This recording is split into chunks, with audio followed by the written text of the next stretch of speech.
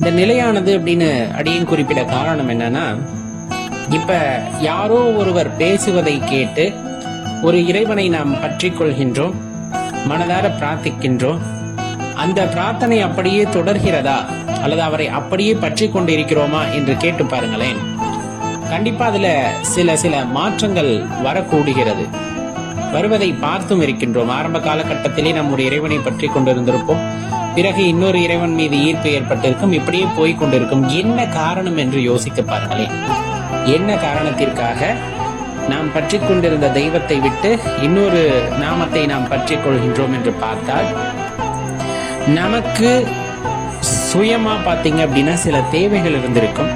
அத்தேவைகளை அவர் நிறைவேற்றி தருவார் அப்படின்னு யாராவது சொன்னா உடனே நாம் ஏற்கனவே பற்றி கொண்டிருந்த நாமத்தை விட்டு மற்றொரு நாமத்தை ஜெபிக்க தயாராகும்.